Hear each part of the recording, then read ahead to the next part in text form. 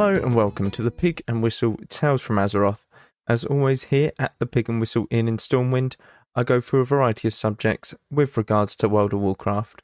So grab a bottle or a pint, sit back and enjoy. This midweek episode, we're going to be going back to the Rate My Dungeon series. I'm going to be changing it up a tiny bit in terms of what I talk about essentially in the dungeon.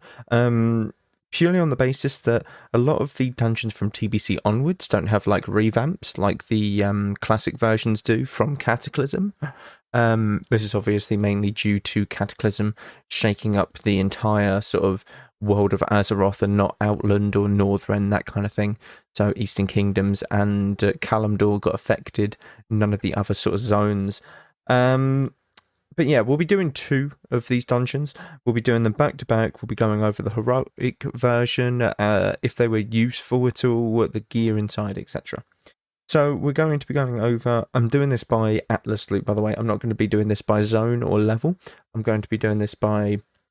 what kind of zone? Because Atlas loot shows it as zone-based. So it's going to be Shattered Halls and Mana Tombs. And then next week it will be more of the Arkandoon dungeons, probably like Sethic halls and most likely Arcanite crypts, I believe. So it'll be done in that order rather than level order. That way, sorry, that was a squeaky chair. That way it's just a lot more easier to know where I'm at, essentially. So I'm not doing them over and over again. But Shattered Halls and Mana Tombs. Starting off with Shattered Halls, it is located in Hellfire Peninsula. It has 4 bosses, 3 on normal. It's a very simple layout. The gear that you get in there is it's decent. The heroic version is very, very good. Purely on the basis that you get Figurine of the Colossus for those wearing a shield. You can get tier pieces, which is very good for stuff like Beast Lord set, or Hunters. You can get many different like good utility-based items, as well as you get the extra badges, because there are so many bosses in this. You actually get a 5th badge as well, because there is a jailer at the end of the dungeon that if you do the dungeon in a quick enough time, essentially you get some free goodies for him. But yeah, the gear is very, very decent. The only problem that you kind of have with this dungeon is the mobs. Back in the early days of TBC Classic, for tanks that weren't necessarily as geared and as skilled, these mobs would hit really, really hard. If you weren't like a coordinated group with like a mage slowing or like a hunter slow trapping, they hit really hard. You essentially had to kite them as a tank. It was a really weird sort of way of tanking, but the best way to do it was get a paladin tank. You'd put down a slow trap and you'd essentially put a consecrate down in the middle of the slow trap and you'd just run around the trap. So the paladin wouldn't even be tanking necessarily, he'd just be kiting while everyone's killing. Obviously, threat can be an issue depending on how geared the tank is, because the more geared the tank is, the more damage the consecrate's doing, the more threat it's generating, etc. But essentially, it was a really weird one to tank. You'd have people who would take it very, very slow and either would try and pull one mob at a time, which, by the way, please don't be that tank. I understand if you're, like, learning, in which case, you're more than welcome to. But if you're a tank who's been tanking for a while and you're trying to pull one mob, if you're, like, undergeared, that's fair enough. But, yeah, it's very slow and tedious. A lot of classes actually excelled at AoE in TBC, and they do in Wrath, so it's a lot less beneficial for the DPS in terms of killing them faster, which means you're taking more damage nearly, or you're taking essentially the same damage, just in different increments. You're taking the same amount of damage over a long period of time, rather than like big bursts of damage that you can kite, that people can root, that people can slow, but everything has massive AoE, so it would have died very quickly. Overall, Shattered Halls, it's the loot makes up for how annoying and tough the dungeon was. The dungeon was just tedious, in my opinion. The amount of mobs that were in each pack meant that tanks that weren't as comfortable really struggled here. They weren't as confident, and some of these mobs, they're like executioners towards the end of the dungeon. They really hit hard. They chunk tanks, like 20-25% of their health if they get a really clean hit in. It's really bad. It's really bad. But I would say it's a solid 7 out of 10. The difficulty made it actually quite enjoyable as a DPS.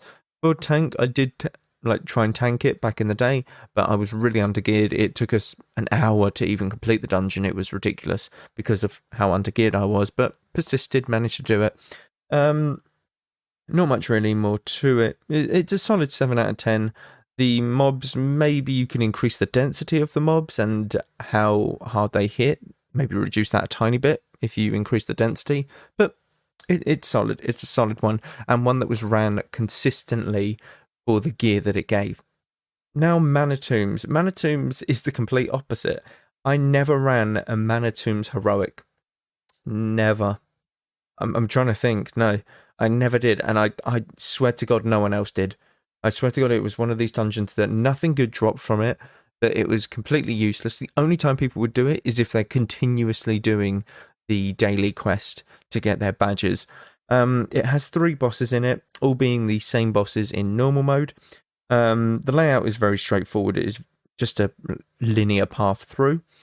But yeah, the gear in there was awful. You could maybe make a statement for the fell barrier if you're against a Lady Shivares or something is her name in Black Temple. You can maybe make a case for it, but honestly, I don't think you can get a lot of Shadow Res pieces somewhere else. It really wasn't that big of a deal, and you're giving up a lot of stats most likely from your main shield if you do so, and you do not want to do that. Again, it didn't have a revamp in Kata. It probably should have, to be honest. It was one of the most boring ones. The bosses in there are very straightforward. The first boss is the most annoying one due to the fact that it can do a lot of AoE very quickly, so healers need to be very aware. But at the same time, DPS need to as well, because I believe it's like a Thorns effect. If you attack him, he will send a Void Bolt at you. So, seen a lot of people kill themselves on it. And honestly, at that point, it's like, okay, yeah, I'll do this normal mode for the quests, but I'm not too keen on doing this heroic. Again, the loot let it down. That's kind of the reason you'd only do heroics, for the loot purposes, but Mana Tombs had nothing like that. You're looking at Steam Vaults, you're looking at Shattered Halls, you're looking at something like, what was that? Shadow Labs, that one. The max level dungeons. I think that's where they got it wrong. They could have put the better loot in the lower level TBC heroic dungeons, because by the time that you get to max level 69, you're doing Shadow Labs normal, and then you're doing Shadow Labs heroic for the same gear, or like better gear. Whereas you hadn't done Mana Tombs or Ramparts for about, I don't know, depends on how long you take to level. We'll say a month. Very slow leveler. Yeah. About a month. And it's like, oh, okay, there's no point in me ever doing Ramparts again, but I have to spam, Shattered Halls, like, continuously. And it's like, oh, okay, that makes no sense, considering I've been doing Shattered Halls for the past week just to even level my character to 70. So I think that's something that they could have changed in TBC. Actually gave the lower level TBC dungeons the better loot. Therefore, it's more reusable, I guess. Recyclable, the lower level dungeons. But that is it for this episode. Thank you all very much for listening, as always. Be sure to check out Patreon as well as Twitch and YouTube. Constant stuff happening over there. But thank you all very much for listening once again. And go and valor, friend. Goodbye all.